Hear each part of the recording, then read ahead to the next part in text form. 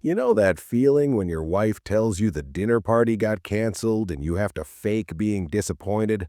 That little surge of relief in your chest, the quiet permission to stay home? Yeah, that's not loneliness talking. That's something else entirely. Look, I want to talk about retirement and friendships and all that stuff society says you're supposed to worry about when you hit a certain age. Because there's this script we're all handed. Stay social, join clubs, don't isolate. And if you're not out there being busy and connected, well, something must be wrong with you. Except maybe nothing's wrong at all. You retire on a Friday, and by Monday morning, someone's already asking what you're doing with all your free time, like you owe them an itinerary, a proof of productivity. So you start building the answer. You've got projects around the house, you're spending time with the grandkids, thinking about maybe joining something, a book club, a men's group, one of those coffee meetups at the senior center. You say these things out loud and watch people's faces relax. Oh, good, he's staying busy. He's not just sitting around. But here's what you don't say. You don't say that most days you'd rather be in the garage with the door closed, tinkering with something that doesn't require conversation. You don't say that when your phone doesn't ring for 3 days, it feels like a gift, not a crisis. You don't say that the idea of forced socializing, the kind where you show up because you're supposed to, not because you want to, makes you tired before you even get in the car. Because if you said that, people would worry. They'd think you were depressed or lonely or giving up. So you keep performing, you keep saying you're keeping busy, you keep pretending that retirement is just work with better hours and more hobbies. And the whole time, there's this quiet voice in your head asking, why does being content look so much like a problem to everyone else? Introverts share some common wiring, not universal, but common enough. You need quiet to think clearly, you're comfortable being alone, not just tolerating it, actually comfortable. You feel drained after being in a crowd, even a crowd of people you like. And here's the part people get wrong. Introversion is not shyness. Shyness is discomfort, that anxious, awkward feeling when you're surrounded by strangers and you don't know where to put your hands. Introversion is different. You're not avoiding people because you're afraid of them. You're choosing solitude because it's where you recharge, where your brain works best. If you've ever skipped the big event, not out of fear, but because you genuinely rather be home, that's not a character flaw. That's just how you're built. Now, let's talk about what happens when you're wired one way and your spouse is wired another. You've been married long enough to know each other's rhythms. She likes going out, seeing people, staying connected. You like not that. So when the invitation comes, there's this little negotiation that happens. Sometimes it's spoken, sometimes it's just a look across the kitchen. She wants to go, you'd rather stay home.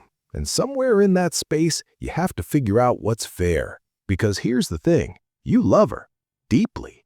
And you don't want to be the anchor that keeps her from the life she wants. But you also don't want to spend your retirement pretending to be someone you're not just to keep up appearances. So you go sometimes. You show up. You smile and make small talk and do the whole dance. And it's fine. It's not torture. You can handle it. But when you get home and close the door behind you, there's that feeling again. Relief. The question you keep asking yourself is, does that make you selfish? Or does it just make you honest?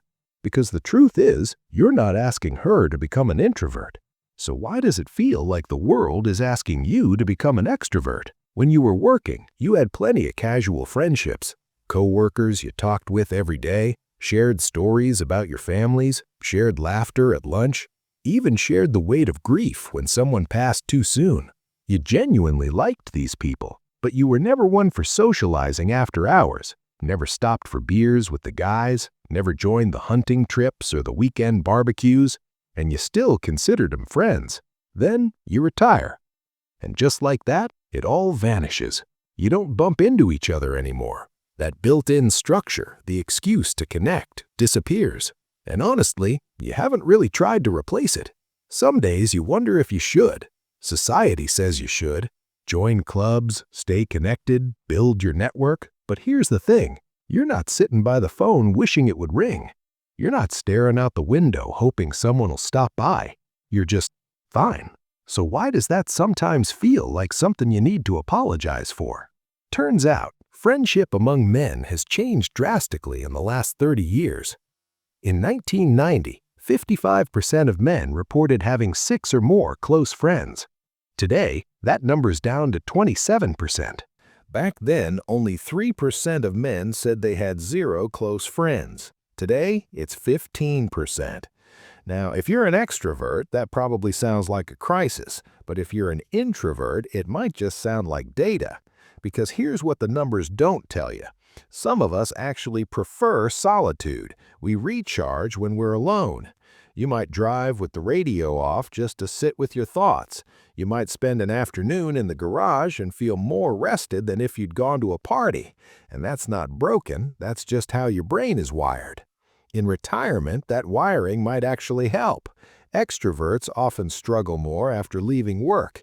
Their social oxygen gets cut off. They have to make a concerted effort to rebuild what they lost.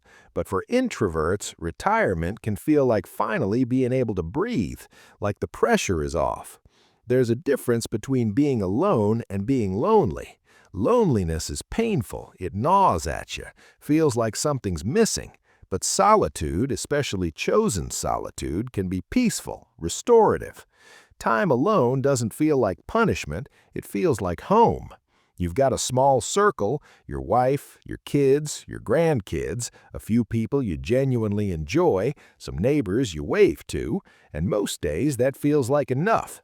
But the world keeps telling you it shouldn't be, that you're missing out, that you should want more.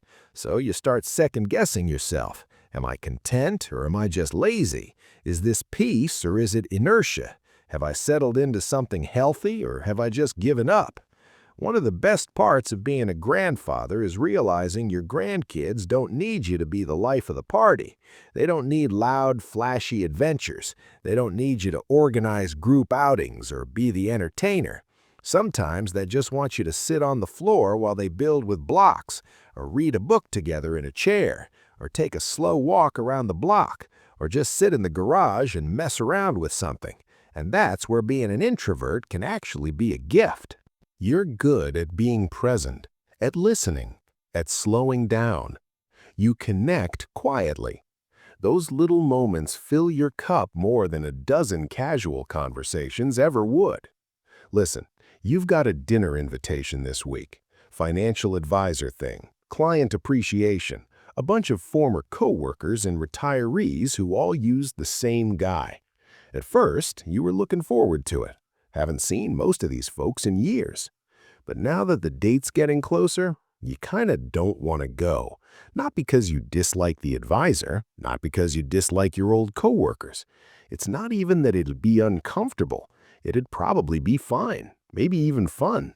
You're just not sure you have the energy for the small talk, for the catching up, for pretending to be the person you were 7 years ago. And that's the part that gets confusing. Is that introversion or is it disconnection? Is it healthy boundaries or is it inertia? Is it self-awareness or is it just laziness? You keep telling yourself you should want to go, but you can't quite convince yourself. Here's where it gets tricky. Part of you wonders if you should just push yourself more. Join a men's group. Say yes to more invites. Build that social network everyone says is essential. But the other part of you says, why? Why pretend to be someone you're not? If you're content, if you're connected in the ways that matter to you, do you really need to change? What scares you, though, isn't how you feel now. It's the what-ifs. What if something happens to your wife? What if your kids and grandkids move away and they're not 5 minutes down the road anymore? Would you regret not having a bigger network when you had the chance? That's the tension. And honestly, I don't have it figured out. Look, I don't have all the answers here. Maybe some of you are sitting there thinking I should get out more, push myself, stop making excuses. And maybe you're right. Or maybe the problem isn't that introverts are disconnected. Maybe it's that the world just doesn't know how to see us clearly. Because when you say you're content with a quiet life, people hear lonely. When you say you like being alone, they hear isolated. When you don't need a packed social calendar, they hear giving up. But contentment and loneliness aren't the same thing, and choosing solitude isn't the same as suffering through isolation. Now, if you're feeling genuinely lonely, not just content with solitude, but really struggling, that's different. That's worth paying attention to. There's no shame in reaching out for help. Talking to a doctor or a counselor can make a world of difference, not just for you, but for the people who love you.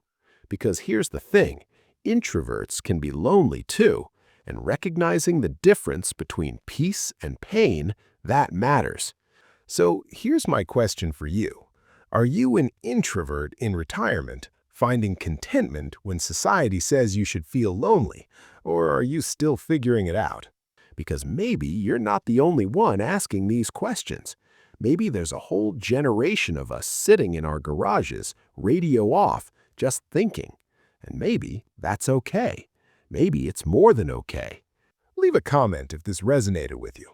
And take care of yourself. It's all right to lock the door sometimes.